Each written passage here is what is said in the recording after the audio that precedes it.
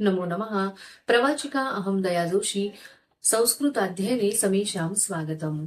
अद्य वयं दशमी कक्षायाः पाठं पठामः। अस्तु तर्हि आरम्भं कुर्मः। अस्माकं विभागस्य नाम अस्ति लेखनकौशलम्। इतः पूर्वम् अस्माभिः बहवः विषयाः अध्येतव्याः। अधुना नूतनं विषयस्य अध्ययनम् अस्माभिः करणीयमस्ति। अस्तु तर्हि आरम्भं कुर्मः। पश्यन्तु छात्राः, बघा विद्यार्थी मित्रांनो, यापूर्वी आपण बरेचसे विषय अभ्यासलेले आहेत. तर आपण व्याकरणाचा अभ्यास केला. ठीक आहे. तर ज्या वेळेला आपल्याला चांगल्या प्रकारे रचना करायची असते, वाक्य रचना करायची असते, तेव्हा समग्रत्वाने हा अभ्यास महत्वाचा असतो. ठीक आहे. वेगवेगळे व्याकरणाचे घटक अभ्यासायचे असतात. त्यानंतर जी कारक आहेत त्यांचा सुद्धा अभ्यास आपल्याला चांगल्या प्रकारे पाहिजे. त्यानंतर काही धातू, काही अव्यय, तर यांचा उपयोग आपण करतो वाक्यरचना करताना, हो की नाही. जसं की अहम वर्गात बहिही गच्छामी, तर बही हे काय आहे? अव्यय आहे. ठीक आहे. गच्छामी हे काय आहे? क्रियापद आहे, धातू आहे. तर या सगळ्यांचा उपयोग जेव्हा आपण वाक्यरचना करताना करतो त्यावेळेला ते अव्यय, ते धातू, तर हे सगळे वाक्यामध्ये वापरताना ते विशिष्ट विभक्तींसोबत आपल्याला वापरायचे असतात. तर त्यांची कोणती विभक्ती आहे, त्यांच्यासोबत कोणत्या विभक्तीचा आपण प्रयोग करतो, तर हे माहीत असणं खूप आवश्यक असतं. ठीक आहे. तर त्याच घटकाचा आपण आज अभ्यास करणार आहोत. बघा, लेखन कौशलम जे आहे, तर त्यामध्ये आधी तुम्हाला ज्या सगळ्या विभक्ती, तुम्ही 8वीला सुद्धा या विभक्तींचा अभ्यास केलेला आहे, 9वीला सुद्धा याची पुनरावृत्ती तुम्ही केलेली आहे. तर आता वाक्यरचना खूप चांगल्या प्रकारे करता येण्यासाठी, कारण तुमचा जो पेपर आहे तर तो कसा आहे, त्यामध्ये तुम्हाला प्रश्न जे आहेत तर ते तुम्हाला त्या गद्यांशामधनं, त्या पाठामधनं तुम्हाला ती शोधून लिहायची आहेत. ठीक आहे. तर बरेचदा काय होतं, ज्या वेळेला आपण उत्तर लिहितो तेव्हा बरेच विद्यार्थ्यांना तिथे त्या उत्तराची विभक्ती कोणती वापरावी उत्तर लिहिताना, त्याच्यामध्ये परिवर्तन कसं केलं जावं, तर हे बरेचदा लवकर लक्षात येत नाही. ठीक आहे. जसं की 9वीचा तुमचा जो पाठ होता मनसह स्वच्छता, त्यामध्ये काय होतं की माता केन अंगम मार्जितवती असा प्रश्न विचारलेला. तर कशाने तिने श्यामचं अंग पुसलं, तर साडीने, शाटिकेनी.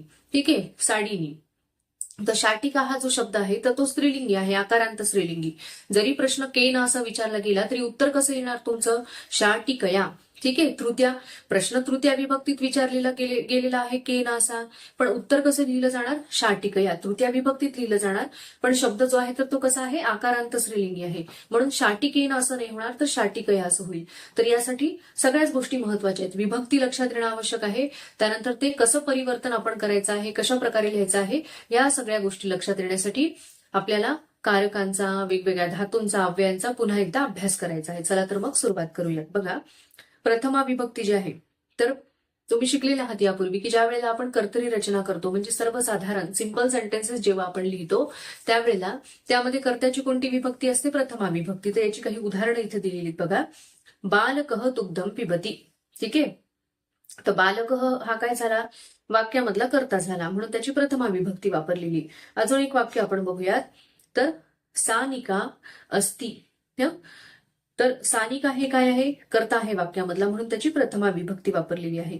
पण कर्म जे आहे तर त्याची कोणती विभक्ती असते? तर ती असते द्वितीय विभक्ती. जसं की तेच एक उदाहरण आपण बघूयात. बालकः दुग्धम पिबती. तर दुग्धम हे काय आहे? कर्म आहे वाक्यामधलं, म्हणून त्याची कोणती विभक्ती इथे वापरलेली आहे? द्वितीय विभक्ती. त्यानंतर बघा, आता ह्याचं कर्तृवाच्याचं परिवर्तन यांनी कर्मवाच्यामध्ये पण केलेलं आहे. ठीक आहे. तर ते पण एक उदाहरण आपण बघूयात. बालकेन श्लोकः पठ्यते. तर तुम्ही यापूर्वी कर्तृवाच्य आणि कर्मवाच्य हे दोन्ही अभ्यास केलेला आहे. ठीक आहे. तर मग काय होतं, आपण जरी आपण कर्ता प्रथमा विभक्तीमध्ये वापरत असलो तरी ज्या वेळेला आपण कर्मणी रचना करतो त्यावेळेला कर्ता कोणत्या विभक्तीमध्ये असतो? तृतीया विभक्तीमध्ये. आणि कर्म कोणत्या विभक्तीमध्ये असतं? प्रथमा विभक्तीमध्ये. तर हे लक्षात ठेवायचं. परिवर्तन कसं होतं? कर्तरी रचनेमध्ये कशी रचना असते? कर्त्याची प्रथमा, कर्माची द्वितीया. पण जेव्हा कर्मणी रचना असते तेव्हा कसं असतं परिवर्तन? कर्त्याची तृतीय विभक्ती आणि कर्माची प्रथमा विभक्ती. आणि क्रियापद जे आहे तर ते कर्मानुसार असतं, किंवा साधारणतः लटलकारामध्ये पठ्यते, गम्यते, य जोडून आत्मनेपदाचा प्रथम पुरुष एक वचनाचा धातू प्रत्यय तिथे लावला जातो. ठीक आहे, लक्षात आलं. जर कर्म द्विवचनी असेल तर क्रियापद पण द्विवचनी होतं, म्हणजे साधारणतः कर्मानुसार क्रियापद त्याच्या वचन आणि लिंगानुसार ते वचनानुसार ते बदलतं, लिंग नाही वचनानुसार ते परिवर्तित होतं. त्यानंतर बघा द्वितीय विभक्ती.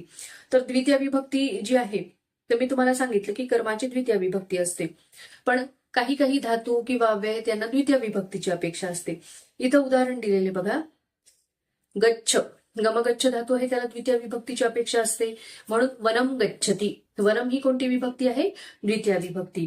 त्यानंतर याचते, याला सुद्धा याच धातूला सुद्धा द्वितीय विभक्तीची अपेक्षा असते, म्हणून धनम याचते अशा प्रकारे. त्यानंतर धावती, प्रतिधावती, प्रति या अव्ययाला सुद्धा द्वितीय विभक्तीची अपेक्षा असते, म्हणून धेनु प्रति, धेनु शब्दाची द्वितीय विभक्ती वापरलेली आहे. त्यानंतर विना या अव्ययाला सुद्धा द्वितीय विभक्तीची अपेक्षा असते, अर्थात विना या अव्ययाला द्वितीय आणि पंचमी विभक्तीची सुद्धा अपेक्षा असते, परंतु द्वितीय विभक्तीचा आपण अभ्यास करत आहोत म्हणून आपण फक्त द्वितीय विभक्ती बघणार आहोत. तर जलम विना. त्यानंतर अभितः या अव्ययाला सुद्धा द्वितीय विभक्तीची अपेक्षा असते, म्हणून शालाम अभितः असा प्रयोग इथे केलेला आहे. त्यानंतर परितः या अव्ययाला सुद्धा द्वितीय विभक्तीची अपेक्षा असते, म्हणून पुष्पम परितः. ठीक आहे. त्यानंतर उभयतः या अव्ययाला सुद्धा द्वितीय विभक्तीची अपेक्षा असते, म्हणून मार्गम उभयतः अशा प्रकारे. तर आता हा अभ्यास तुम्हाला का करायचा आहे, कारण यापासून तुम्हाला 2-3 फायदे होणार आहेत. एक तर तुम्हाला प्रश्न असतो, लेखन कौशल्यमध्ये प्रश्न असतो की अव्यय आणि धातू दिलेले असतात, त्यांच्यापासून तुम्हाला वाक्य तयार करायची असतात, तो एक फायदा होणार आहे. त्यानंतर तुम्हाला वाक्य रचना करताना सुद्धा याचा फायदा होणार आहे. ठीक आहे. त्यानंतर बघा तृतीय विभक्ती. तर तृतीय विभक्तीची अपेक्षा कुठे कुठे असते, तर पहिलं म्हणजे करण. करण म्हणजेच काय? क्रियेचं साधन. ज्या वेळेला तुम्ही एखादी क्रिया करतात त्यावेळेला ते साधन जे वापरलं जातं, मग ते काही पण असू देत. ठीक आहे. जसं की अहम लेखन्या लिखामी, तर लेखनी हे काय झालं? माझ्या क्रियेचं साधन झालं, म्हणून त्याची तृतीय विभक्ती आपण वापरणार. अहम दंडेन ताडयामी, तर दंड हे काय झालं? मारण्याच्या क्रियेचं साधन झालं. त्यानंतर अहम नेत्रेण पश्यामी, अहम मुखेन वदामी, अहम हस्तेन ताडयामी, तर आपल्या शरीराचे अवयव सुद्धा आपण क्रिया करताना साधन म्हणून वापरतो, म्हणून त्यांची सुद्धा आपण तृतीय विभक्ती तिथे वापरायची असते. त्यानंतर बघा कर्मवाच्यामध्ये कर्त्याची तृतीय विभक्ती असते, बघितलं आपण यापूर्वी, बालकेन श्लोकः पठितः किंवा बालकेन श्लोकः पठ्यते. ठीक आहे. त्यानंतर इथे बघा दिलेलं आहे गणेशेन मोदकाः खाद्यन्ते. ठीक आहे. तर यामध्ये कर्त्याची तृतीय विभक्ती वापरलेली आहे कर्मवाच्यामध्ये, तुम्हाला लक्षात आलेलं असेल. त्यानंतर विना या अव्ययाला सुद्धा तृतीय विभक्तीची अपेक्षा असते, विद्येया विना. ठीक आहे. त्यानंतर सह साकम सार्धम समम या अव्ययांना सुद्धा तृतीय विभक्तीची अपेक्षा असते, म्हणून बघा इथे दिलेलं आहे अथर्व मित्रेण सह, मित्रेण साकम, मित्रेण सार्धम किंवा मित्रेण समम. त्यानंतर अलम हे जे अव्यय आहे तर याला सुद्धा तृतीय विभक्तीची अपेक्षा असते, जसं की कुठलीही गोष्ट पुरे करा आता. ठीक आहे. इनफ, तर या अर्थी आपण अलम या अव्ययासोबत तृतीय विभक्ती वापरतो, जसं की कोपेन अलम, क्रोधेन अलम, परिवेषणेन अलम, त्यानंतर क्रीडनेन अलम. ठीक आहे. अशा प्रकारे आपण तृतीय विभक्ती त्या अलम अव्ययासोबत वापरतो. त्यानंतर बघा चतुर्थी विभक्ती. तर चतुर्थी विभक्तीचा उपयोग कुठे कुठे केला जातो ते सगळं इथे दिलेलं आहे थोडक्यामध्ये. तर चतुर्थी विभक्तीचं कारक काय आहे? संप्रदान. ज्याला आपण दान देतो तर त्या व्यक्तीची आपण चतुर्थी विभक्ती वापरतो, जसं की दान देतो किंवा एखाद्या व्यक्तीला काहीतरी दिलं जातं तर त्या व्यक्तीची सुद्धा चतुर्थी विभक्ती वापरली जाते, जसं की माता भिक्षुकाय धनम यच्छती किंवा माता बालकाय भोजनम यच्छती. ठीक आहे. तर म्हणजे ज्याला दान दिलं जातं त्या व्यक्तीची सुद्धा चतुर्थी विभक्ती वापरली जाते, किंवा एखादी वस्तू एखाद्या व्यक्तीला दिली जाते तर त्यावेळेला त्या व्यक्तीची तिथे चतुर्थी विभक्ती वापरली जाते. त्यानंतर बघा रुच या अव्ययाला सुद्धा चतुर्थी विभक्तीची अपेक्षा असते. शुकाय दाणिमम रोचते. ठीक आहे. कोणाला आवडतं? शुकाला, पोपटाला, म्हणून त्याची चतुर्थी विभक्ती रुच रोच धातू सोबत त्याची चतुर्थी विभक्ती वापरलेली आहे. त्यानंतर क्रुध कुप या धातूंना सुद्धा चतुर्थी विभक्तीची अपेक्षा असते, ज्याच्यावरती रागवायचं आहे त्याची चतुर्थी विभक्ती वापरतात. जननी पुत्राय क्रुध्यती कुप्यती अशा प्रकारे. ठीक आहे. त्यानंतर प्रतिश्रू हा जो धातू आहे, म्हणजे प्रति उपसर्गासहित श्रू हा जो धातू आहे त्याला सुद्धा चतुर्थी विभक्तीची अपेक्षा असते. जसं की यमः नचिकेतसे वरत्रयम प्रतिशृणोती. ठीक आहे, नचिकेतसे, नचिकेतस या शब्दाची चतुर्थी विभक्ती वापरलेली आहे. त्यानंतर कथ या धातूला चतुर्थी विभक्तीची अपेक्षा असते.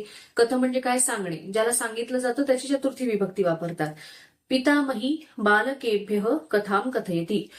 आजी मुलांना गोष्टी सांगते. कोणाला सांगते, मुलांना, म्हणून त्याची चतुर्थी विभक्ती वापरलेली आहे. त्यानंतर बघा, स्पृह या धातूला सुद्धा चतुर्थी विभक्तीची अपेक्षा असते. म्हणजे स्पृह म्हणजे काय, इच्छा, ज्या गोष्टीची आपण इच्छा करतो त्याची चतुर्थी विभक्ती. शुकः दाडिमाय स्पृहयती. ठीक आहे, दाडिम शब्दाची चतुर्थी विभक्ती वापरलेली आहे.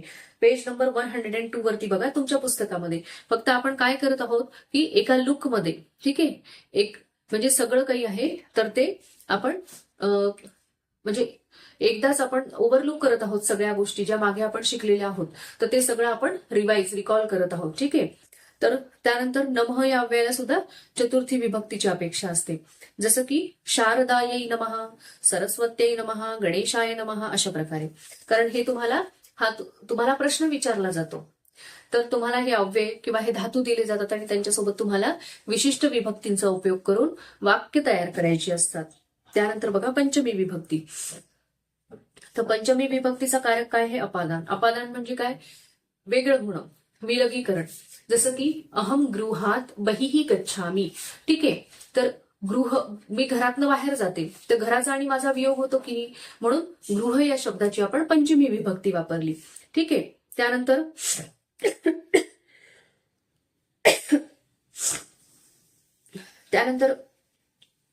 बघा, एखादी म्हणजे जसं की झाडावरनं फळ पडतं किंवा झाडावरनं पान पडतं, तो वियोग होतो की नाही झाडाचा आणि फळाचा, त्यानंतर झाडाचा आणि पानाचा, त्या अर्थी सुद्धा पंचमी विभक्ती वापरतात. तर बघा, वृक्षात फलम पतती. त्यानंतर विरम, वि उपसर्गपूर्वक रम धातू जो आहे तर त्याला सुद्धा पंचमी विभक्तीची अपेक्षा असते. तर कसा, सज्जनाः सत्कार्यात न विरमंती. ठीक आहे, कशापासून ते थांबत नाहीत, विरम म्हणजे काय, थांबणे. तर कशापासून थांबत नाहीत सज्जन पुरुष, तर सत्कार्यात, चांगलं कार्य करण्यापासून, म्हणून मग तिथे पंचमी विभक्ती वापरलेली आहे. त्यानंतर रक्ष या धातूला सुद्धा पंचमी विभक्तीची अपेक्षा असते. सैनिकाः शत्रुभ्यः देशम रक्षन्ति. कोणापासून सैनिक देशाचं रक्षण करतात, तर शत्रूंपासून, म्हणून शत्रू या शब्दाची पंचमी विभक्ती वापरलेली आहे. अर्थात विशिष्ट धातूंना, विशिष्ट अव्ययांना त्या विशिष्ट विभक्तीची अपेक्षा असते, पण कुठल्या शब्दाची ती विभक्ती वापरली जावी हे सुद्धा महत्वाचं आहे. ठीक आहे, जसं आपण बघितलं की रक्ष धातू वापरताना ज्याच्यापासून रक्षण करायचं त्याची पंचमी विभक्ती वापरली जाते, तर ही गोष्ट लक्षात घ्यायची. त्यानंतर बघा, विना या अव्ययाला सुद्धा पंचमी विभक्तीची अपेक्षा असते. ज्ञानात विना. ठीक आहे, त्यानंतर पुढे बघा, बहिही या अव्ययाला सुद्धा पंचमी विभक्तीची अपेक्षा असते. नगरात बहिही, गृहात बहिही, विद्यालयात बहिही, अशा प्रकारे. म्हणजे ज्याच्यापासून बाहेर जायचं आहे त्या शब्दाची पंचमी विभक्ती आपण वापरणार आहोत. त्यानंतर बघा, ऋते हे जे अव्यय आहे तर त्याला सुद्धा पंचमी विभक्तीची अपेक्षा असते. धनात ऋते जीवनम कठिनम. धनाशिवाय जीवन जगणं कसं आहे, कठीण आहे, म्हणून धन या शब्दाची इथे पंचमी विभक्ती वापरलेली आहे. तर मला असं वाटतं हे लक्षात आलं असेल. त्यानंतर आता आपण षष्टी विभक्ती बघूया. तर षष्टी विभक्ती जी आहे तर ती संबंधवाचक आहे. दोन व्यक्तींमधला, वस्तूंमधला ज्यावेळेला आपल्याला संबंध दर्शवायचा असतो त्यावेळेला आपण षष्टी विभक्तीचा प्रयोग करतो. जसं की रामस्य भ्राता, त्यानंतर लक्ष्मणस्य पत्नी, त्यानंतर घटोत्कचस्य पिता, भीमस्य पुत्र, अशा प्रकारे. ठीक आहे, त्यानंतर कृते या अव्ययाला सुद्धा षष्टी विभक्तीची अपेक्षा असते. बालानां कृते, त्यानंतर छात्राणां कृते, अशा प्रकारे. त्यानंतर समीपे या अव्ययाला सुद्धा षष्टी विभक्तीची अपेक्षा असते. जसं की गृहस्य समीपे, घराच्या जवळ. ठीक आहे, त्यानंतर पुरतः किंवा पृष्ठतः, तर या अव्ययांना सुद्धा षष्टी विभक्तीची अपेक्षा असते. पुरतः म्हणजे काय, समोर, आणि पृष्ठतः म्हणजे मागे. पाठशालायाः पुरतः क्रीडांगणम वर्तते. शाळेच्या समोर क्रीडांगण आहे. त्यानंतर गृहस्य पृष्ठतः, घराच्या मागे. ठीक आहे, तर या अर्थी सुद्धा आपण षष्टी विभक्तीचा प्रयोग करतो. त्यानंतर बघा, वामतः दक्षिणतः हे जे अव्यय आहेत ते वापरताना त्यांच्यासोबत जो शब्द प्रयुक्त होतो, वामतः म्हणजे काय, डाव्या बाजूला, आणि दक्षिणतः म्हणजे काय, उजव्या बाजूला. तर ज्याच्या उजव्या आणि डाव्या बाजूला, तर त्या शब्दासोबत आपण षष्टी विभक्तीचा प्रयोग करतो. ठीक आहे. त्यानंतर अधः आणि उपरी, तर या अव्ययांसोबत सुद्धा आपण षष्टी विभक्तीचा प्रयोग करतो. जसं की वृक्षस्य अधः, अधः या शब्दाचा अर्थ काय होतो, खाली, आणि उपरी म्हणजे काय, वर. वृक्षस्य अधः, वृक्षस्य उपरी. तर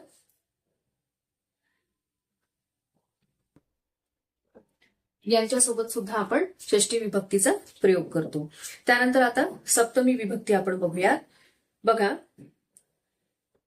तर सप्तमी विभक्ती जी आहे, तर ती कशासाठी वापरली जाते मुख्यतः, त्याचा कारक काय आहे, तर अधिकरण. अधिकरण म्हणजे काय, तर क्रियेचं स्थान यामध्ये दर्शवलं जातं. ठीक आहे. जसं की अहम गृहे अस्मि, अहम क्रीडांगणे अस्मि, अहम विद्यालये अस्मि. स्थान दर्शवलं जाते ना, घरामध्ये, क्रीडांगणावर, त्यानंतर विद्यालयामध्ये. तर या अर्थी आपण सप्तमी विभक्ती वापरतो. त्यानंतर एखादं अशा प्रकारे, त्यानंतर स्नेह या धातूला सुद्धा सप्तमी विभक्तीची अपेक्षा असते. पण ज्याच्यावरती प्रेम करायचं, तर स्नेह म्हणजे काय, प्रेम करणे. तर ज्याच्यावर प्रेम करायचं, तर त्या अर्थी त्या व्यक्तीची आपण सप्तमी विभक्ती वापरतो. कसं, माता पुत्रे स्नेह्यती, अशा प्रकारे. त्यानंतर वि उपसर्गपूर्वक तृ हा जो धातू आहे, तृतर, तर यासोबत सुद्धा सप्तमी विभक्तीचा प्रयोग केला जातो. वितर म्हणजे काय, वाटणे किंवा देणे. तर ज्याला वितरण केलं जातं त्या शब्दाची आपण सप्तमी विभक्ती वापरतो. उदाहरण बघा, तुमच्या पुस्तकामध्ये दिलेलं आहे. मुख्याध्यापक छात्रेषु पारितोषिकाणी वितरती. कोणाला वितरण केलं जातंय, तर विद्यार्थ्यांना. म्हणून त्यांची आपण इथे सप्तमी विभक्ती वापरली आहे. ठीक आहे. तर आपण हे सगळं काय करत आहोत, ह्या अव्ययांचं, धातूंना कोणत्या विभक्तीची अपेक्षा असते, त्याचा कारक काय आहे, हे सगळं आपण पुन्हा पुन्हा त्याचं पुनस्मारण करत आहोत, पुन्हा पुन्हा आठवण्याचा प्रयत्न करत आहोत. ठीक आहे. त्यानंतर बघा, पेज नंबर 103 वरती उपपद विभक्ती जी आहे तर ती दिलेली आहे. तर आपल्याला इथे प्रश्न विचारलेला आहे, स्तंभ मेलनम कुरुत. ठीक आहे. तर यामध्ये काय सांगितलेलं आहे, रुच धातू दिलेला आहे, 3 धातू दिलेले आहेत. ठीक आहे. तर त्यासोबत कोणती विभक्ती इथे प्रयुक्त होणारी ते लिहायचं आहे. तर मी इथे तुम्हाला सांगते. आता रुच हा जो धातू आहे, कोणता, रुच धातू आहे, त्यानंतर रक्ष धातू आहे, आणि याच धातू आहे. ठीक आहे. तर आपण आताच बघितलं, रुच या धातूला कोणत्या विभक्तीची अपेक्षा असते, रुच या धातूला अपेक्षा असते चतुर्थी विभक्तीची. ठीक आहे. ज्याला आवडते त्या शब्दाची चतुर्थी विभक्ती वापरायची. रक्ष या धातूला कोणत्या विभक्तीची अपेक्षा असते, पंचमी. आणि याच या धातूला कोणत्या विभक्तीची अपेक्षा असते, तर द्वितीया. ज्याच्याकडे याचना करायची त्या व्यक्तीची द्वितीय विभक्ती आपण इथे वापरतो. त्यानंतर बघा, तर मला असं वाटतं हे तुम्हाला लक्षात आलेलं असावं.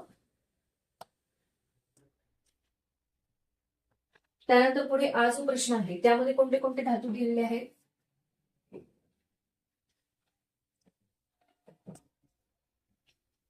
पहिला धातू जो आहे तो दायच्छ. दायच्छ म्हणजे काय, मूळ धातू दा आणि त्याला यच्छ हा जो आहे तो तिथे आदेश होतो. तुम्ही हे 9वीला 8वीला तुम्ही हे शिकलेलं आहात की मूळ धातू आणि त्याला होणारा आदेश. जसं की पा हा धातू आहे त्याला पिबा आदेश होतो. त्यानंतर प्रच्छद धातू आहे त्याला पृच्छ आदेश होतो. अशा प्रकारे. त्यानंतर वि हा उपसर्ग आहे, रमा हा धातू आहे, त्यानंतर स्नेह हा धातू आहे. ठीक आहे. तर दायची या धातूला कोणत्या विभक्तीची अपेक्षा असते, चतुर्थी. ज्याला द्यायचं आहे त्या व्यक्तीची चतुर्थी विभक्ती वापरतो. त्यानंतर वीरम याला पंचमी विभक्तीची अपेक्षा असते, ज्या वस्तूंपासून व्यक्तींपासून थांबायचं. ठीक आहे. कलहात विरमतू, तर भांडणापासून थांबा, आता भांडणं थांबवा. तर या अर्थी आपण पंचमी विभक्ती वापरतो. त्यानंतर स्नेह धातू जी आहे तर त्याला सप्तमी विभक्तीची अपेक्षा असते. ठीक आहे. त्यानंतर पुढचं बघा, ही प्रश्न बघा.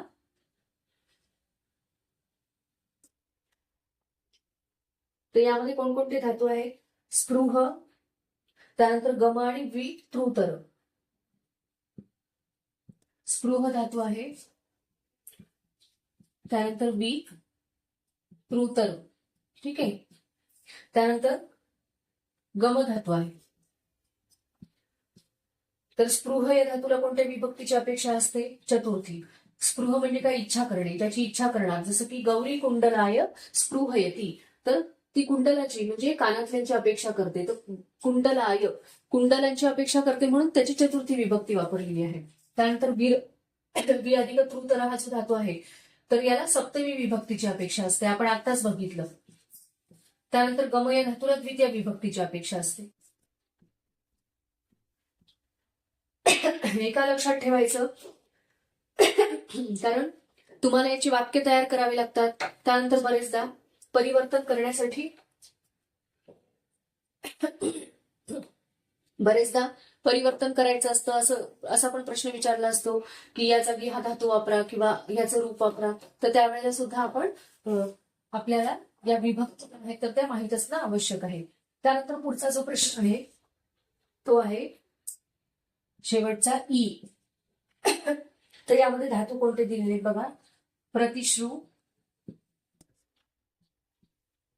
त्यानंतर पत हा धातू आहे, या हा धातू आहे. ठीक आहे. तर प्रतिश्रुती याला कोणत्या विभक्तीची अपेक्षा असते? चतुर्थी विभक्तीची, आपण बघितलं. त्यानंतर पत याला कोणत्या पंचमी विभक्तीची अपेक्षा असते? आणि या धातूला द्वितीय विभक्तीची अपेक्षा असते. याती. ठीक आहे. तर पहिला जो प्रश्न आहे स्तंभ मेलनम कुरुत, तर तो आपण बघितला. त्यानंतर पुढचा प्रश्न आपण बघूया. योग्यम रूपम लिखत. ठीक आहे. तर यामध्ये पहिला प्रश्न जो आहे, पहिलं वाक्य जे आहे तर ते आहे रक्तपुष्पाणी रोचनते. ठीक आहे. तर भगवत हा शब्द जो आहे त्याचं योग्य रूप आपल्याला लिहायचं आहे. तर कसं आपलं वाक्य तयार होईल? भगवते रक्तपुष्पाणी रोचनते, अशा प्रकारे. ठीक आहे. त्यानंतर दुसरं वाक्य जे आहे ते आहे कृषीवलह अकथयत. ठीक आहे. तर राजा शब्दाचं योग्य रूप वापरायचं आहे कृषीवलह राज्ञी अकथयत.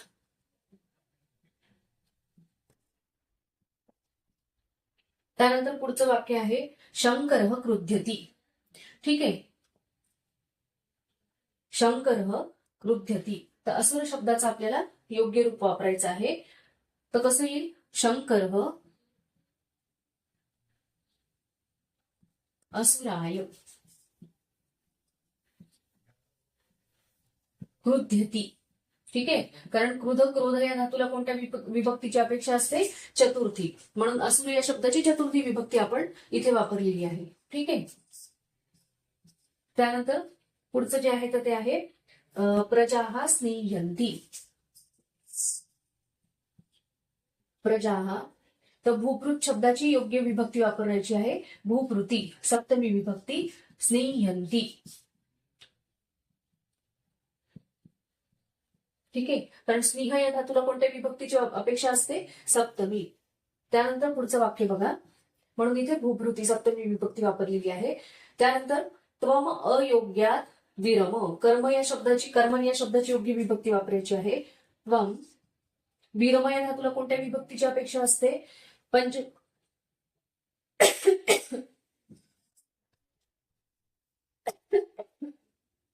पंचमी विभक्तीची अपेक्षा असते.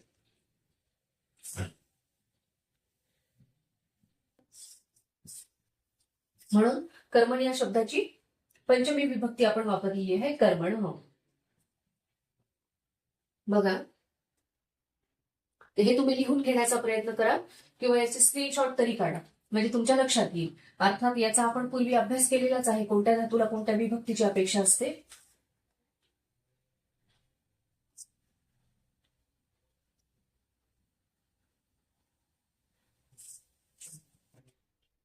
त्यानंतर बघा पुढचं वाक्य जे आहे तर ते आहे स्पृहयती. सौम्या स्पृहयती. तर आपल्याला स्रज या धातूची योग्य विभक्ती वापरायची आहे सौम्या स्रजे स्पृहयती. आता इथे चतुर्थी विभक्ती आपण वापरणार आहे. नाही, सप्तमी विभक्ती स्पृह.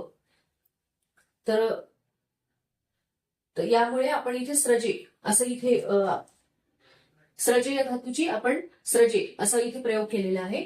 ठीक आहे. त्यानंतर बघा क्रुद्ध धातूचा उपयोग इथे केलेला आहे पुढच्या वाक्यामध्ये. सुहृदः न क्रुध्यन्तु.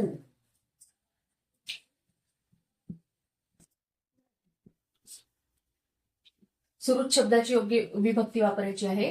सुहृद्भ्यः न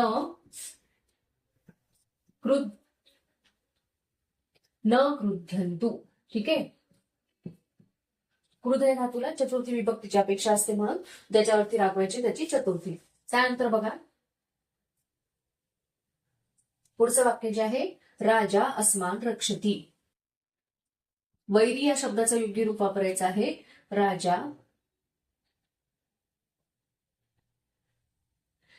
तर रक्ष या धातूला कोणत्या विभक्तीची अपेक्षा असते? पंचमी. ठीक आहे. म्हणून ज्याच्यापासून रक्षण करायचं त्याची पंचमी विभक्ती. वैरीभ्यः अस्मान रक्षती अशा प्रकारे. त्यानंतर पुढचं वाक्य जे आहे तर ते आहे सरिताः अंबः ददती. तर दा या धातूला कोणत्या विभक्ती? आम्हाला चतुर्थी विभक्तीची अपेक्षा. ठीक आहे. म्हणून मग सरिताः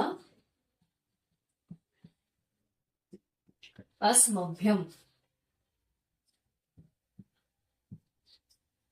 अंबः ददती. त्यानंतर पुढचं वाक्य जे आहे श्रीमंतः धनम अयच्छन्. श्रीमंतः तर कोणाला धन दिलेलं आहे त्यांनी? यच्छ धातूला कोणत्या विभक्तीची अपेक्षा असते? चतुर्थी. म्हणून धीमद्भ्यः श्रीमंतः. धीमत या शब्दाची चतुर्थी विभक्ती आपण वापरली. धीमद्भ्यः धनम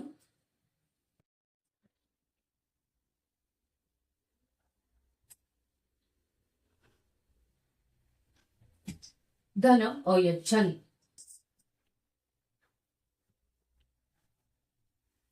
अशा प्रकारे. तर आपला हा जो प्रश्न होता योग्यम रूपम लिखत, तर यामध्ये आपण वेगवेगळ्या शब्दांची जी आहे तर ती योग्य अशी विभक्ती इथे वापरलेली आहे. त्यानंतर बघा खाली दिलेले आहे वाक्य निर्माणम. त्याच पानावरती पुढे परीक्षार्थम निर्धारिता धातवः. तर साधारणतः कोणकोणते धातू जे आहेत तुम्हाला परीक्षेमध्ये विचारले जातात? गमगच्छ, याच, कुप, क्रुध, दायच, कथ, रक्ष, स्नेह. त्यानंतर रुच, स्पृह. त्यानंतर पत, विरम, वितृतर, प्रतिश्रू. तर यांना कोणकोणत्या विभक्तीची अपेक्षा असते ते आपण बघितलं आहे. त्यानंतर त्याचा अभ्यास जो आहे तर तो सुद्धा आपण केलेला आहे. त्यानंतर पुढे जे आहे बघा त्यामधला प्रश्न दुसरा, अमरकोशात समानार्थक शब्दम योजयित्वा वाक्यम पुनर्लिखत. तर इथे जे अंडरलाईन केलेले शब्द आहेत तर त्यासाठी अमरकोशामध्ये काय शब्द आहेत तर त्यापैकी एक शब्द तुम्ही तिथे वापरायचा आणि ते लिहायचे. तर तुमच्याकडे इथे शेवटी तुमच्या पुस्तकामध्ये पेज नंबर 117 तर 117 वरती अमरकोश जो आहे त्यातल्या पंक्ती दिलेल्या आहेत, ते शब्द दिलेले आहेत, तर ते तुम्ही बघायचे आणि जो अंडरलाईन केलेला अधोरेखित केलेला शब्द आहे तर त्यासाठी कोणता शब्द वापरलेला आहे तो तुम्ही बघायचा आणि लिहायचा. तर हा प्रश्न तुम्ही करू शकता. तर मला असं वाटतं हे जे लेखन कौशलम आहे तर ते तुम्हाला चांगल्या प्रकारे समजलेलं असावं. आपण काय काय बघितलं त्यामध्ये? कारक बघितले, कोणत्या विभक्तीचा कोणता कारक आहे म्हणजे उपयोग आहे, कशासाठी आपण ती विभक्ती वापरतो. त्यानंतर आपण अजून काय बघितलं की विशिष्ट अव्ययांना विशिष्ट धातूंना कोणत्या विभक्तीची अपेक्षा असते. तर हे सगळं जे आहे ते आपण एका ह्याच्यामध्ये आपण बघितलं. ठीक आहे. म्हणजे जो 8वी 9वी 10वीचा जो पूर्ण अभ्यास आहे तर तो एका व्हिडिओमध्ये आपण केलेला आहे. तर मला असं वाटतं हा व्हिडिओ तुम्हाला आवडलेला असावा. मी जे आज काही शिकवलं ते खूप चांगल्या प्रकारे समजलेलं असावं. अजून जर काही तुमचे प्रश्न असतील तर निश्चितच मला तुम्ही विचारा, कमेंट बॉक्समध्ये कमेंट करा. माझा जर व्हिडिओ तुम्हाला आवडला असेल तर लाईक करा, शेअर करा आणि माझ्या युट्यूब चॅनलला सबस्क्राईब करा. आपण पुन्हा एक वेगळा ग्रामरचा व्याकरणाचा विषय घेऊन पुन्हा एकदा भेटूयात.